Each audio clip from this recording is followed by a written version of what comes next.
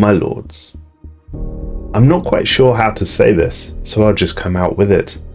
The Toxic God, the myth that the Knights of the Toxic Orders across the galaxy have been pursuing for generations, pilgrims that have dedicated their entire existence to finding this being. Well, it's real. It's real, and it's terrifying. What's more, we believe that the Empire who found this god have provided it with a god-slaying weapon, dubbed the Horizon Lance. According to all reports, the Toxic God will now go on a quest to hunt the horrors of the multiverse, specifically the legacy of those that were divine. This has massive implications for our galaxy's history.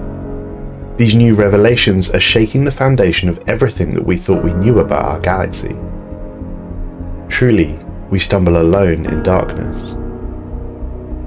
I shall detail the events designated Cosmogenesis, which describes an empire who sought truths that they should not seek, and culminated in their journey through a black hole at the center of the galaxy.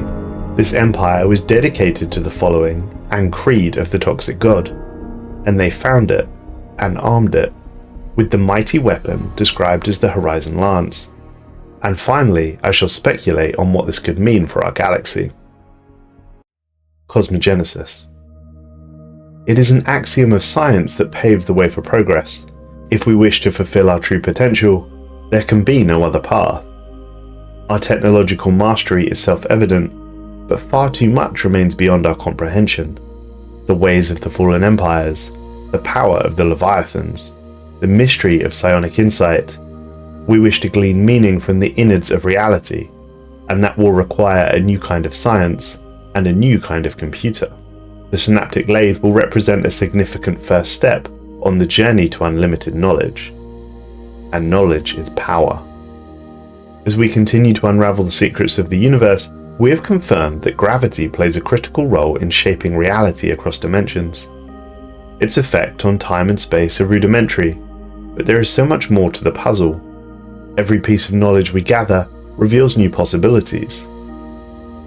Some could have direct industrial or military applications.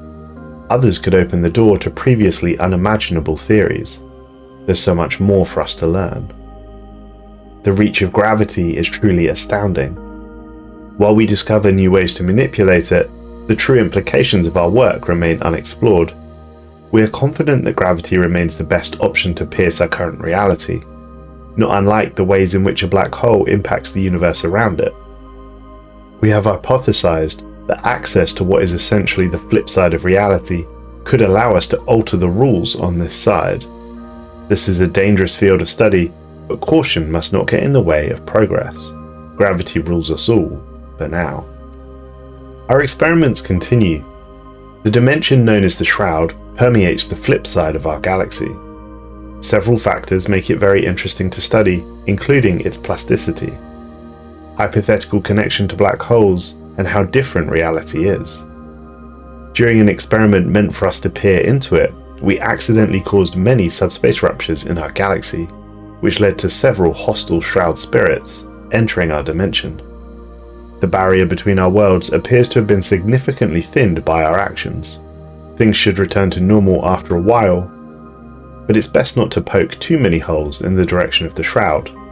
We've put Shroud experimentation on hold for now. We were right.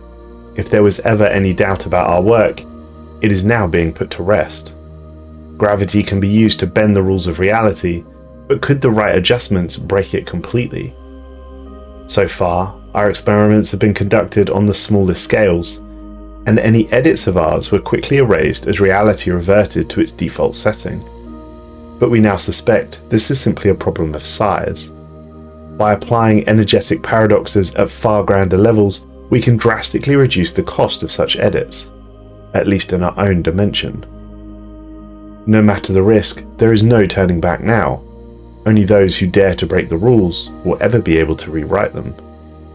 We are ready to risk it all. One of our reality experiments has made light significantly faster. The resulting increase in solar energy output is fantastic, but we fear there will also be long-term consequences for our colonies. Things will return to normal eventually, but we might have to prepare for the worst until then. We are finding that our colonies are progressively heating up. Things are manageable for now, but it will likely keep escalating over time. It cannot be, and yet it is. No matter what we try, our edits to reality remain stubbornly temporary. This universe is simply too old for the changes to take hold, but in the midst of frustration, there may at times be opportunity, and a new experiment has yielded unexpected results. While we have long known about other dimensions, the means to travel there reliably has eluded us. Not anymore. Younger universes dwell within the infinite gravity of a singularity, and these have proven far more flexible. We have the technology to dispatch probes into a black hole. Once across the event horizon, they will begin to apply pressure, bending these youthful planes to our will. Where space folds into eternity lies the door to another universe that holds another, younger universes too. Deep down in the abyss of the multiverse, we will find a malleable reality to shape into something extraordinary. It must bend, for we will not break. We have found that this reality is flawed, marred by entropy, physical needs and violence. While we cannot change it, we can leave it behind. Let us enter the unknown and find a young universe where our edits to reality will hold. Let us shape it to perfection, the haven our civilization deserves. We have prepared the plans for an extraordinary ship, the Horizon Needle. This mobile megastructure is not geared for war, but its ability to bend the laws of physics will enable us to embark our entire civilization. Together we will dive into a black hole of our own choosing, abandoning this reality for one of our own creation. We must build a Horizon Needle. It took several years, but the Horizon Needle has been finished. Harnessing the power of a carefully maintained singularity, it can edit the flow of gravity around itself, and will, without a doubt, be able to traverse a black hole when the time comes.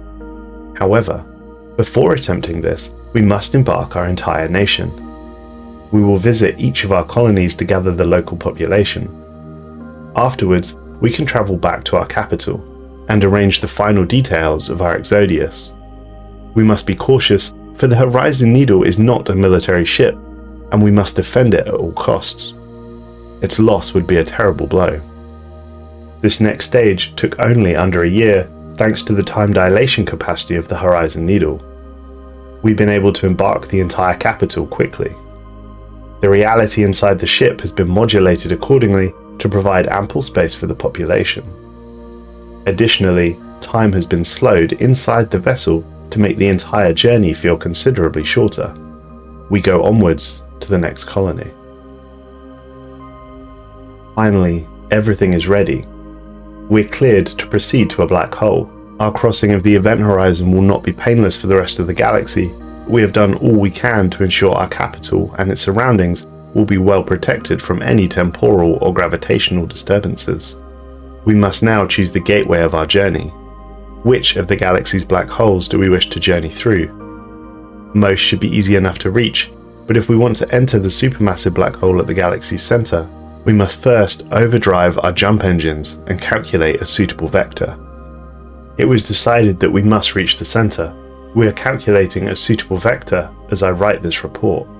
Preparing for an exodus on such a scale is a daunting task. Our entire administration is working to smooth the process and ensure nothing critical has been forgotten. Surprisingly, a segment of our population has elected to stay behind. They will ensure the continued existence of our kind in this universe. Technology and supplies have been provided, enough to help them survive after we're gone. The approach to the black hole is not without apprehension. Our resolve is increasingly tested as we pass the accretion disk of the singularity. Editing modules engaged, the Horizon Needle begins to rewrite reality, before the ship asserts that the singularity's pull has no purchase on our hull. With each minute edit, each snip of the spatial fabric, the needle's power causes coils to form in spacetime. Like a pebble thrown into a pool, the ensuing ripples spread into the rings. In the end, a vast wave crashes across the galaxy. We can only hope our capital is well protected enough. We have no choice but to trust the needle to pierce the heart of this black hole. After the violence of the crossing, the other side is quiet. An unnatural stillness surrounds us.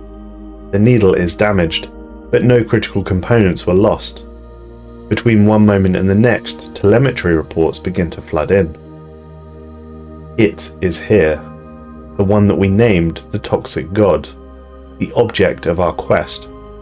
Our nights stand petrified and uncertain, while all around us is draped the familiar decor of the shroud.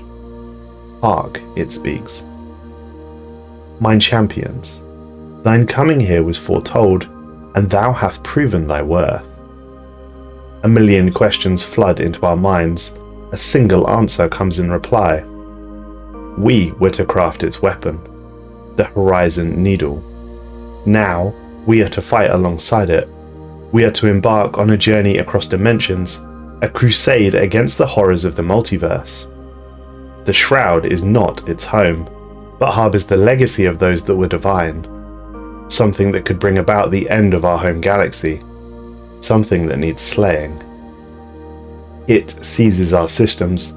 Its power is immense. The needle is turned into a Horizon Lance, a weapon sharp enough to pierce the heart of any foe. It is the errant. We are its knights, and our true quest has only just begun.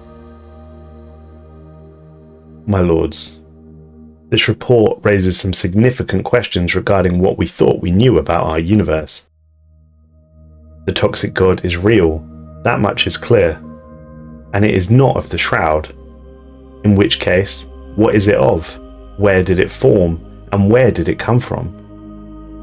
Is it as simple as an intelligent spacefaring entity of immense power and proportions? These are all questions that we desire answers for, but we are sadly lacking. The second major point to raise concerns the beings that it is hunting for, those that were divine who occupy the Shroud. I believe unequivocally that this refers to the Zeroni, the ancient precursors who split into two warring factions, one of which who called themselves the Divine. We don't really know what happened to the Divine at the end of the Civil War. We only know that the Saviors, through one great sacrifice, won the war. Could the Divine still exist within the Shroud? Could they even be the gods themselves? We know that they were small in number, and they have links to Satana the Synthetic Queen and the Animator of Clay. I need to think on this. A report addressing these revelations is being cooked up. We must get to the bottom of these events. The safety of our galaxy may depend on it. Well folks, that was quite the lore revelation. Machine Age is certainly the gift that keeps on giving. Please help me speculate in the comments. Are the Zeroni the Shroud gods that the Toxic God is hunting? And who would have thought that the Toxic God is real and goes on the hunt to find them? I must know more. As always, thank you for watching. If you want to hear about Satana the Synthetic Queen and how we use psionics to defeat her, please click the video on screen now.